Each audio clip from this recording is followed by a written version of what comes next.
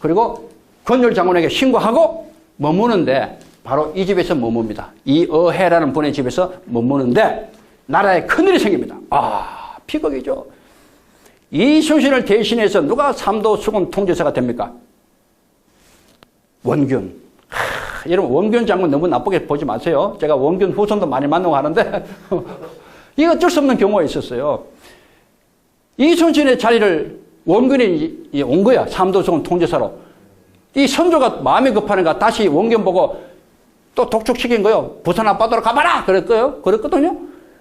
그걸 권율 장군이 받아들이고 그걸 다시 원균에게 얘기합니다. 빨리 가라고! 빨리 가라고! 권율 장군도 이게 행주대첩 때 대단했지만 그 후로는 이게 이순신하고 알력이 많았어요. 이 고집불통이에요, 사실은. 그냥 뭐 군인이기 때문에 어쩔 수 없죠. 가라는 가야 돼. 명령 지켜야 되니까. 저도 권율 장군 입장 이해는 하지만은 이게 사실 가면 안 되거든요. 이순신 판단에 맞았거든요. 부산 앞바다 이미 진을 치고 있는 일본군의 아가리 속에 들어가거든요. 이 원균도 참 불쌍하지. 어떻게 보면요. 가라고 난리 치니까 할 수 없이 배를 끌고 가다가 드디어 이순신이 걱정했던 대로 부산 앞바다에서 매복을 당합니다. 자, 조선 수군이 한 방에 끝나버려요. 자, 그 당시 기록들이죠. 부산 앞바다에서 매복당해서 배들이 다 침몰당하면서 도망가요. 칠천도 앞바다 칠천양, 그 유명한 칠천양 해전에서 조선 수군은 거의 다 끝나버립니다. 원균은 살기 위해서 육지로 뛰어들었다가 일본군한테 초격당하면서 온몸에 칼로 찢겨 죽습니다. 원균이 채웁니다.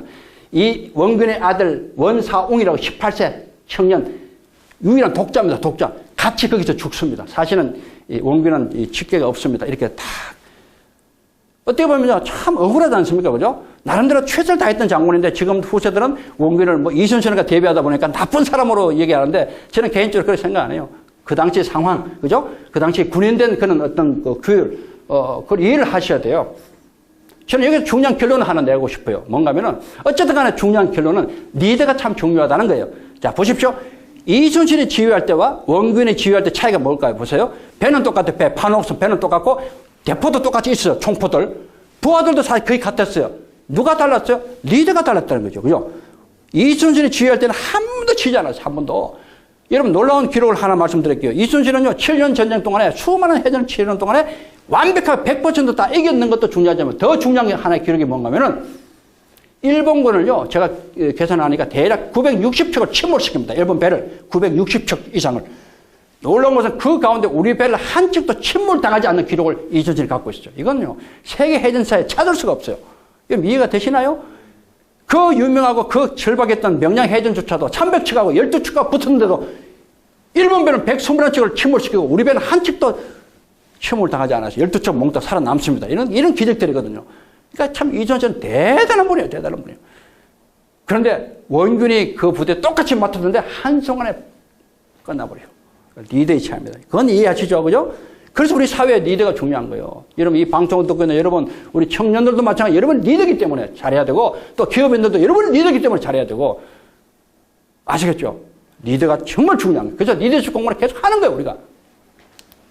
이렇게 다 조선수군 날아가고 이때 일본은 총사령관이 누구냐? 도도 다카도라. 이 나쁜 놈. 보세요. 이 친구가 어떤 놈인가 죄송해요. 방송에 어떤 놈이죠. 뭐 조선수군을 다 말아먹었으니까 이 친구가 누군가 하면은 그 유명한 최초 인민회란에 일어났던 해전이 옥포해전입니다. 최초 해전이 그때 이순신에게 한 방에 쳐버렸던 일본 자존심에 완전히 금을 가게 만들었죠. 이 도도 다코도라가 어기양양에 들어왔다가 조선의 이름도 없었던 이순신에게 한 방에 끝나버렸던 것이 최초 해전이었거든. 그러니까 그 복수하려고 들어옵니다. 나중에. 이해돼요? 그것이 도도 다카도라입니다. 영화 배우가 누군지 아시죠? 김명곤 씨. 이제 좀 이해가 되죠? 이제 감이 잡힐 거예요. 사실 명량 영화 볼 때 제 강의를 다 들어야 되는데, 무슨 역사 강사가 막 하는 바람에 이게 또 그랬는데, 정확하게 하셔야지. 그거 잘못된 거 많아요. 여러분 잘 아셔야 돼요. 어쨌든. 자, 이 집에서, 이 어해 씨의 집에서 이 소식을 듣습니다. 칠천양 해전의 그 결과를 듣고 이순신이 통곡을 해요. 어머니를 잃었을 때 그 이상하게 통곡을 합니다. 왜? 자식같이 사랑했던 조선 수군이 다 끝났잖아요. 얼마나 마음이 그냥 무너지겠어요. 통곡하고 울고 막 그랬어요. 그때에 권율 장군이 와서 그럽니다. 무슨 방책이 없느냐고. 방책 내놓으시오. 영감 그래요. 미칠 거 아닙니까 이거. 조선 수군은 아무것도 없는데 자꾸 이순신은 무슨 뭐 도깨비도 아니고 뭐 어떻게 하겠다는 거요. 그때 기록에 보면 아침 10시까지 이순신이 말을 못합니다. 아침 10시까지. 입을 탁 다물어요. 왜? 뭐 방책이 없잖아요. 그러다 아침 10시에 한 이 유명한 얘기를 들어보십시오. 이건 굉장히 중요합니다. 내가 직접. 위기가 터졌죠? 위기관리 요령에 지금부터 위기가 터졌으면 내가 직접이에요. 직접. 누구 시키지 않아요. 그죠? 리더가 직접 연해한 지방을 돌아서 뭘까요? 눈으로 보고 직접 귀로 듣고 사람들 얘기 듣고 또 조사한 후에 방책을 간 거예요. 이것이 유명한 이순신식 문제 해결 방식이다. 이해돼요? 복습. 문제가 터졌어요. 위기가 왔어요. 내가 직접 가서 어떻게 한다고요? 눈으로 보고 귀로 듣고 또 조사한 후에 그때 방책이 나오는 거예요. 이해되죠? 그냥 책상 위에서 꾸물쩍꾸물 하는 게 아니고 부하 직원이 올라온 그 글 가지고 보는 것이 아니고 직접 가서 보고 눈으로 보고 귀로 들어보고 다시 뭔가 조사하고 난 뒤에 방책이 나오는 것이 리더가 할 일이에요. 그래서 그 유명한 남의 장정을 하는 거예요. 여러분 잘 보세요. 여러분 처음 듣는 얘기 많이 하시죠? 중국이 세워질 때 마오쩌둥이가 장정을 통해서 중국을 세웁니다. 그렇죠? 마오쩌둥이가. 그 장정, 대장정 유명하죠? 이순신이 나라를 구하기 위해서 이 장정을 합니다. 남해. 그 일본 사람들이 나중에 알고요. 두치 같은 곳에서는 반나절 차이로 따돌립니다. 죽을 위기를 막 넘겨. 이제 잡혀있으면 끝났어요. 그죠? 아슬아슬한 장면을 넘겨가면서 가고 있는데 자 보십시오. 이렇게 가요. 지금 100의 종군 중입니다. 여러분 잘 하셔야 돼요. 아무도 없어요. 부하가. 그때 권율 장군이 이순신에게 사람을 붙여줬어요. 군관 9명. 병사 6명 붙여줬어요. 사람을. 근데 놀라운 일이 생깁니다. 여러분 저는 이 장면 너무 감사하고 감동이 되는 게 뭔가 하면은 지금 이순신이 가는 이 길은 어떤 길이에요? 절망의 길입니다. 그죠? 사실 아무 희망이 없어요. 죽음의 길이거든요.